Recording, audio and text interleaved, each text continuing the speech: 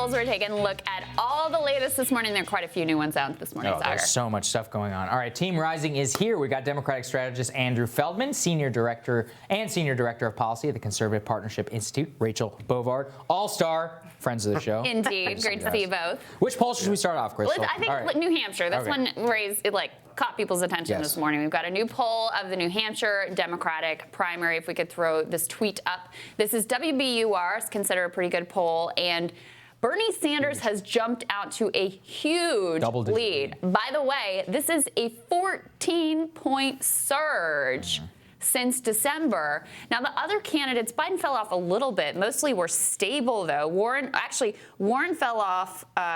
Do you have the numbers? I think it was Biden that fell off a few points. Yes. But mostly people were stable. It was just, Rachel, that Sanders is consolidating, I guess, as people decide. They're telling the pollsters that healthcare is their number one issue.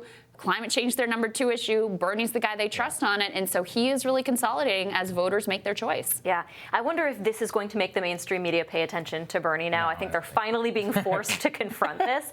But, we have these sort of micro trends, right, of Bernie surging. But this more macro trend is kind of this. Will the Democrat Party step up and pay attention? We have Obama and Hillary on one hand saying, never Bernie. Right. The New York Times endorsing, Warren and Klobuchar, also never Bernie. Yeah. You're seeing that it's setting up to be, I think, the civil war in the Democratic Party a little bit between the establishment and the progressive surge. Absolutely. Right. And that was the other interesting, Andrew, Crystal pointed this out, that women in this poll actually support Sanders more than men, also citing healthcare as their number one issue.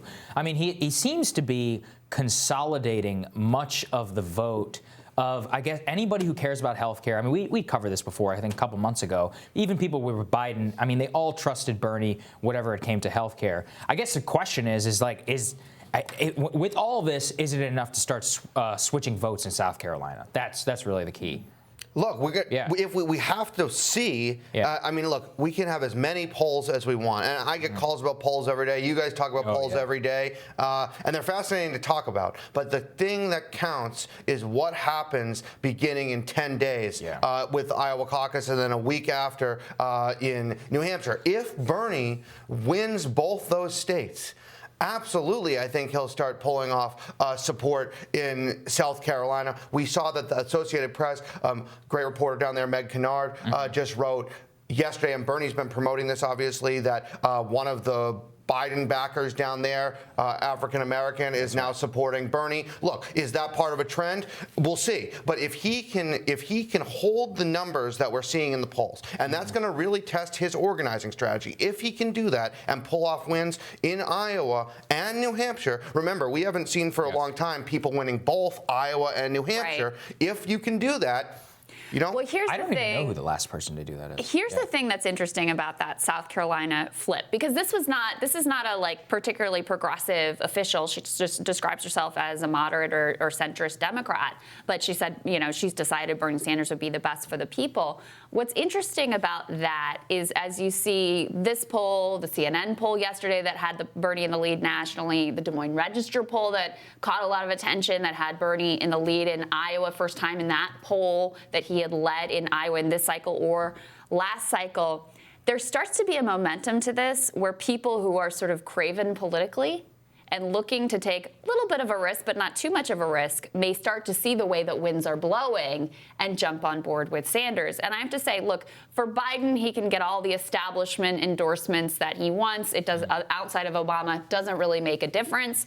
If Sanders started to get some of the Democratic establishment to actually see backing him as the craven, politically calculated choice and to do so, that would bolster him and render him acceptable to sort of a part of the base that likes him already but is a little bit nervous about it. Yeah, and you could start to see that tipping point. I think a related point to that, what I'm very curious about, is if you start to see the opposite happen, right? If you start to see the establishment candidates or establishment endorsements weigh in for Biden, right? If Obama comes in for Biden or Hillary comes in for Biden, but then Sanders still wins, that to me is the dynamic I'm interested in, because I do think that there is a groundswell, at least in my observation, a groundswell of the rejection, a little bit of the old, and so I'm curious to see how that plays out. One other thing I noticed in this poll, though, is the negatives for Biden weirdly, among men, 50% have a disfavorable view of. Really? I didn't 50% of Democrat and independent men have a disfavorable view of Biden, which I can't really explain. Yeah. But speaking of Biden, we should caution everybody. Look, let's throw the Monmouth poll up there. Biden is still +4 apparently,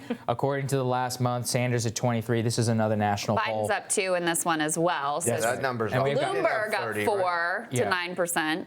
Right, and then we have Morning Consult as well. I think he's just sitting at 29%, Bernie at 24%. I don't know what the differential there, Andrew. So I mean, what's the Biden case, right? Like eke out as number 2. Look, the case is what he's been saying. Yeah. He's the safe choice. He's the one who can beat Trump. He's the one who can bring normalcy back to politics, right? The question is, what do Democratic voters want? And this primary is going to test that. Do we want normalcy? Do we want status quo? Or do we want to shake up, our party? That's the question. And we don't know the answer to that yet and we will shortly. And the question is, what happens when I don't think Klobuchar is going to be in this race that many months longer. Yeah. I don't think, I think you'll see Yang drop out. I think you'll see it's going to consolidate. Where do those voters go? Andrew, you're more progressive than you sometimes get credit for on this show. I've been getting good credit lately. I've been getting good credit. Thank you to all my Twitter fans. However, you do have good connections in this town. You got your finger on the pulse in this town. It's part of why we like having you on here. How do you think that people are going to react if it becomes like Sanders? He seems to be surging at the right moment, and especially with the news cycle sort of frozen on impeachment, it looks like people are consolidating around him. How do you think people in this town are going to react? Are they going to get on board? Are they going to freak out? Yes. What and what does that freak out? I was talking to some people. I was talking to people. I don't know what they're going to do. They're going to I really freak out because I was just talking to some people yesterday that were happy to hear what Hillary Clinton said. Oh my God! I wasn't happy to hear what Hillary Clinton said. Right. I mean, I'm hearing so good for Bernie. I'm literally hearing this, and I'm like, this is not good for our party, regardless if you don't like Bernie Sanders, right? So I think people will fight this. You'll see people rally if Biden really falls, and I'm not convinced that we're necessarily going to see that. But if he does, you'll see the rallying cry behind Bloomberg grow. You'll have you will see this fight, but at the same time, I think we need to keep on talking about the issues that Bernie Sanders is talking about that are resonating with real people. But Rachel, what happened with Trump? How did this play out with Trump? I was going to say, you also lived through this. We both did. So it was like 2015, you saw everybody here start to freak out, especially now. The heads started to explode. You started to see the New Hampshire, and everyone was like, wait a second, John Kasich is at 12%, and Trump is at 33. Yeah. And people were like, well, maybe Marco can do something. And none of that ended up happening. But, I mean, what was it like? Well, draw some of the parallel there for how much people in this town actually did mobilize against Trump, and were totally incapable. Well, it was almost too late, and I think the risk here, and I see this a little bit analogous on the Democrat side, is that there's this willful ignorance. If I wish hard enough, it's not going to happen. It's just not right. Talk about that poll, no, exactly. Right? Let's just ignore the favorability. And that is exactly what happened on the right with Trump. Yes. And you had people that said you had canaries in the coal mine being like, this is a real thing. Talk to people outside of D.C. This is really happening, and everyone was like, you're crazy. This is ridiculous. And then suddenly we had Trump, and no one knew what to do. Exactly. And there was a collective meltdown. I think we are kind of in the same place because Bernie has been out there for 4 years campaigning. He has one of the biggest volunteer organizations, I think the biggest, in the entire campain. An infrastructure that does not need the mainstream media. It does not even need, it doesn't need big donors. It is totally self-sufficient. Yep.